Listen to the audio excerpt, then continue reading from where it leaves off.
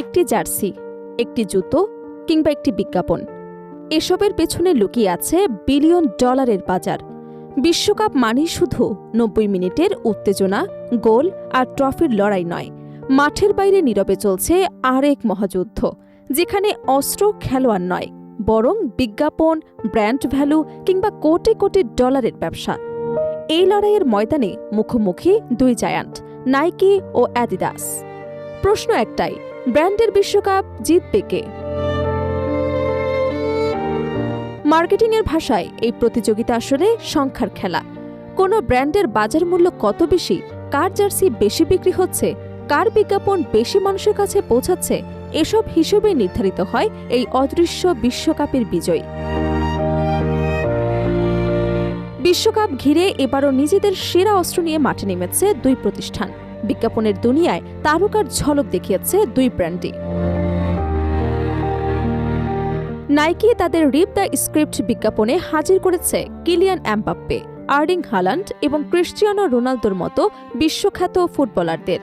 অন্যদিকে অ্যাডিডাস তাদের break your legends ক্যাম্পেইনে নিয়ে এসেছে Lionel Messi, Jude Bellingham, Lamine Yamal এবং কিংবদন্তি জিনেদিন জিদানকে।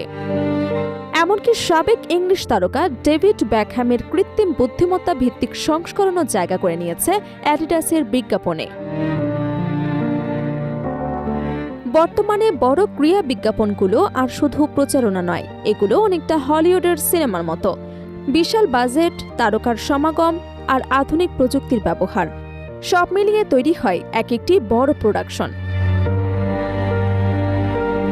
অ্যাডিডাস তাদের একটি বিশ্বকাপ বিজ্ঞাপন তৈরিতে প্রায় ৫০ মিলিয়ন পাউন্ড পর্যন্ত ব্যয় করেছে বলে জানা গেছে।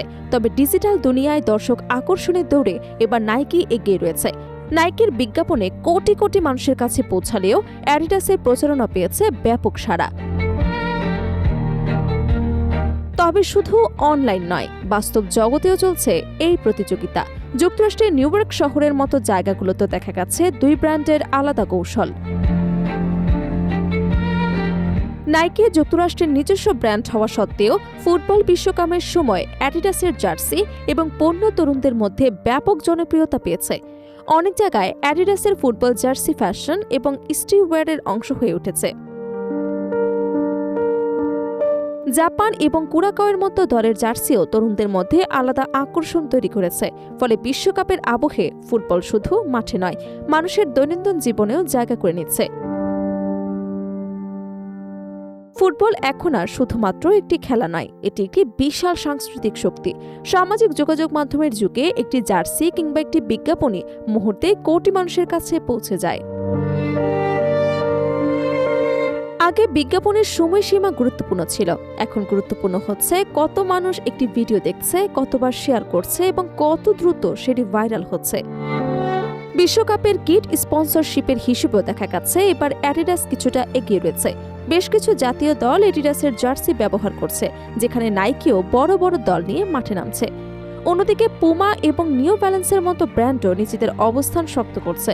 আর ফুটবলারদের ব্যক্তিগত স্পন্সরশিপ চুক্তিও এই লড়াইকে আরও বড় করে তুলেছে।